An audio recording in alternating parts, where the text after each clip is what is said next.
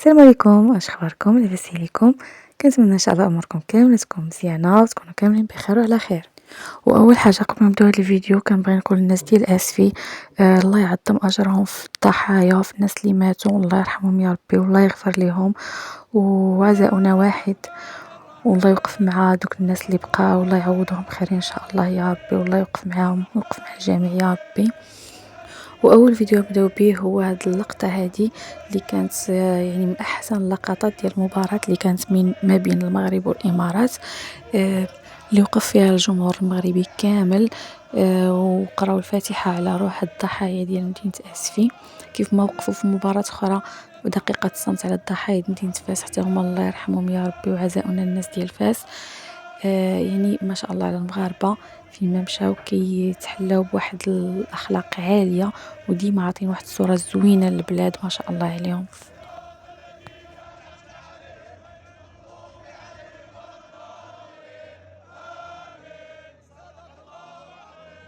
وما تصوروش من بعد مباراة ديال المغرب والامارات شحال ديال الدول كانوا كيشجعوا المغرب، وشحال ديال الدول فرحوا لينا، خصوصا عرب افريقيا بين قوسين كيف ما سمونا في استوديو التحليلي ديال كأس العرب.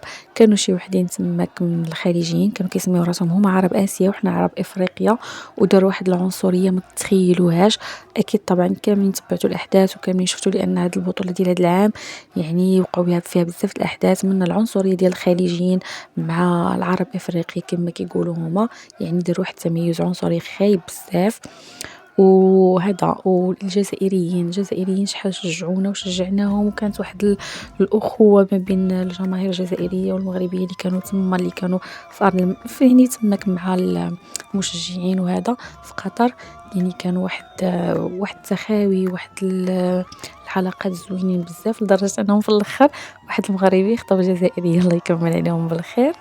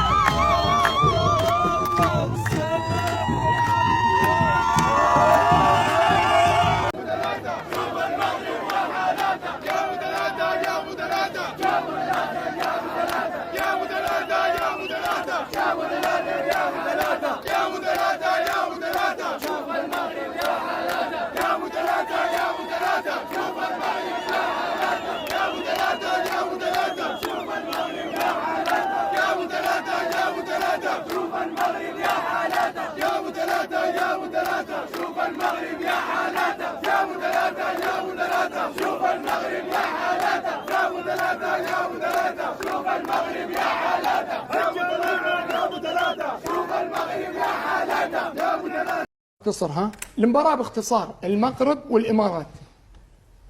هذا المغرب حصل له 4 فرص سجل 3، الإمارات حصل له فرص وضيعها. باختصار لا في شغل.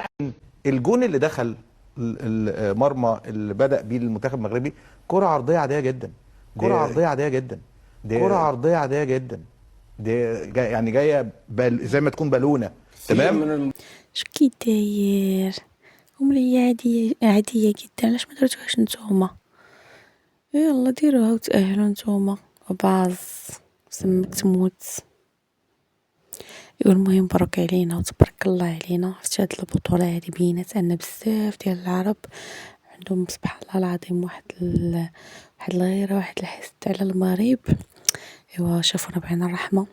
المهم خلينا احنا فرحانين ما ندويش عليهم. سعيد الحمد لله، اللهم لك الحمد والشكر، هذا من فضل ربي. وكيف ما تنقول دائما يعني علم الله في قلوبكم خيرا يؤتيكم خيرا، والتواضع جميل. من تواضع حقيقة من تواضع لله رفعه. إخلاص العمل أكيد أن ربي كيوفق، يعني هذه وصفة اللي عبد ربي كيمشي بها. والحمد لله لقينا كذلك لاعبين اللي بواحد القلب وبواحد لي فالور، بواحد المبادئ، بواحد الأخلاق كبيرة بزاف كترأسها الحب ديال الوطن، الوطنية والغيرة على حمل القميص الوطني وتمثيل المغرب أحسن تمثيل. ايوا طبعا في هذه البطوله طلعت واحد كلمه السر اللي كانوا كيتسناوها كاع المغاربه في كل ماتش، هي ديال هاتو المغرب. حيت اي منتخب كنبغيو نلعبو معاه كيخرجوا يبقاو يهددوا فينا هاتوا المغرب ما هبطوا المغرب ابتداء من السعوديه. كيجيو المغاربه تبارك الله عليهم كيطحنوهم، هاتوا المغرب كيلقاو المغرب. ايوا ولات هذه هي كلمه السر اللي كيتسناوها كاع المغاربه. ودابا الاردنيين كاين منهم اللي كيحضروا الجمهور الاردني عندك يقولوا هذه الكلمه في الوقت اللي حنايا جالسين كنتسناوهم، والحمد لله حققوا لنا الحلم. منتخب النشامة بدكم تربحوا المغرب، رح أعطيكم التعويذة. اوعوا تقولوا هاتوا المغرب. يا بي يا بي يا بي، نحن قلناها وأكلنا كتلة، أكلنا كتلة. طلعنا نبكي من الملعب. منطقة 18 ما عاد طلعنا منها. بقلبوا أسود وكعش دبابير وبفتح عليكم. ديروا بالكم ها، والله بصيروا يزقروا مثل الأسود بالملعب. احنا بقول لك منطقة 18 ما عاد طلعنا منها، وحارسه مشتهينا نشوفه.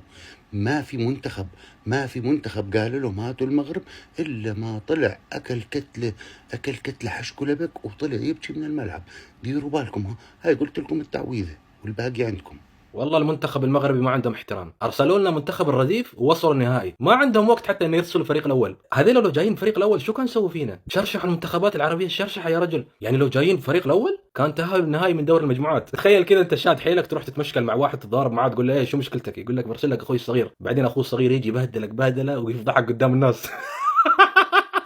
وصحابكم كيحشموا ولا كيتساعدوا ابدا.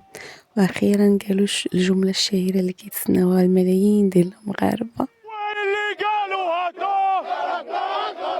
هاتوا المغربي، ايوه برضه هاتوا المغرب. 3 غيركم قالوها وركبوا الطياره قبل كده. ما بتحرموش يا جماعه، ما بتحرموش. 1 2 3 4 ويا مغرب جايك الدور. 1 2 3 4 ويا مغرب جايك الدور. 1 2 3 4 ويا مغرب جايك الدور.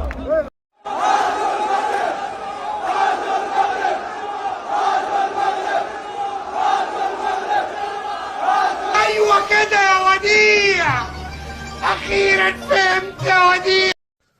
اخوان، اول شيء خلاص انتهينا، فزنا على السعوديه وتاهلنا للنهائي. هسه اجى دور مين؟ اجى دور اسود الاطلس. هاتوا لنا المغرب. انا ابو حلب يا اخوان، انا ابو حلب بكامل قواي العقليه اقول لكم هاتوا المنتخب المغربي باذن الله. اللقب اردني. اسود الاطلس احنا نحبكم، المغاربه احنا نحبكم كثير، بس هاتوا لنا المغرب وباذن الله اللقب اردني. يا أهل المغرب اسمعوا هاي الكلمة منيح. مفكرين حالكم رح تفاجئونا بالنهائي؟ أبدا. نسيتوا مين مدربنا؟ ابنكم ومنكم وفيكم، يعني بيركم وغطاها عنا، كاشف أوراقكم وعارف أسراركم واحد واحد من الحارس. مع كل الحب إلكم بس بالنهائي ما في. يا مرحميني، الكأس هالسنة أردني ورح يبات بعمان بإذن الله. جهزوا حالكم للمركز الثاني لأن الذهب محجوز للنشامة، احنا قادها والنشامة رح يختموها. هرد لك مقدمة يا غالي. فلا تتعبوا حالكم بالخطط والتكتيكات لأنه كلمة السر معنا. مدربنا حافظكم صم وعارف من وين تأكل الكتف. اليوم ما في رحمة، النشامي دارسينكم درس والملعب رح يشهد. جايين ناخذ الكأس من قدام عيونكم يا أهل المغرب اسمعوا هاي الكلمة منيح. مفكرين حالكم رح تفاجئونا بالنهائي؟ أبدا. نسيتوا مين مدربنا؟ ابنكم ومنكم وفيكم، يعني بيركم وغطاها عنا، كاشف أوراقكم وعارف أسراركم واحد واحد من الحارس. فمين اللي قال انه الكاتيناتشو ايطاليه؟ الكاتيناتشو اردنيه. احنا اللي اخترعناه، احنا اللي اخترعنا الدفاع والتحولات. احنا اسياد من طبقها، اسياد من سكر مساحات وضيق على الخصم، اسياد من قارب الخطوط وطلع بالكرات على السريع. احنا اسيادها. مبروك للنشامه. انا من اول بطوله شو بقول لكم؟ اعطونا هالكاس يا مغرب. خلينا نتفاهم انا وياكم راس لراس. اخواني المغاربه، شوفوا، لا تعبونا ولا نتعبكم. اعطونا هالكاس ونسحبوا وخلص. خلي الشباب ترتاح. ورانا كاس عالم نروح نلحقه بصراحه. يعني خلص خلي الشباب تروح. هارد لك للنسايب، هارد لك. يعني مباراه كانت جميله، بس خصمكم الاردن، ولو بده يلعب ضد الاردن بيطلع خسران. اليوم النشامة رفعوا راسنا بصراحة.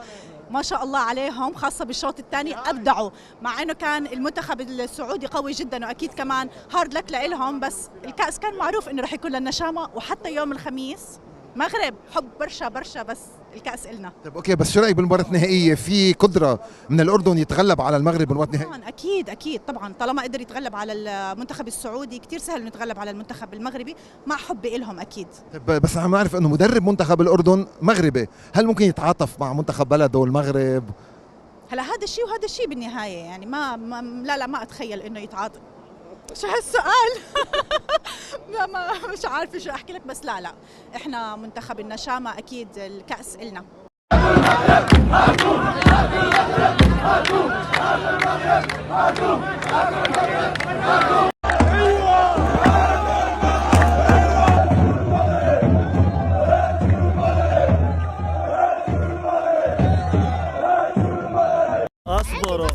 اصبروا الأردن خسرت راح احلق شعري كامل.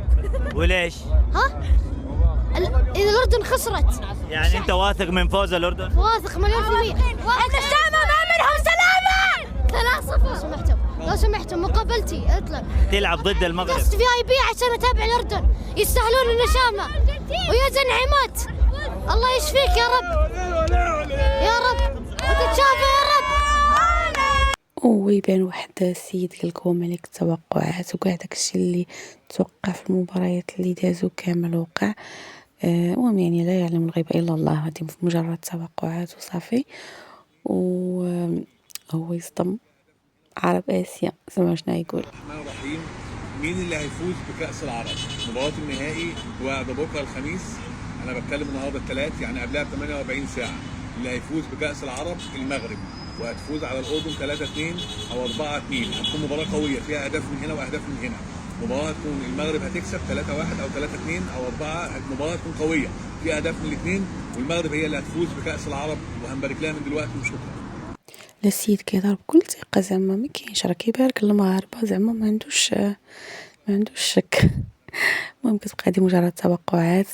ان شاء الله كنتمنى الفريق ديالنا هو اللي يفوز، والكاس ان شاء الله يديوها المغاربه ونفرحوا كاملين. وشكرا لكم على المتابعه. لا بقيتوا حتى هنايا خليوا لي كومونتير لايك، وطبعا ما تنساوش الاشتراك في القناه كتشجيع منكم. شكرا لكم.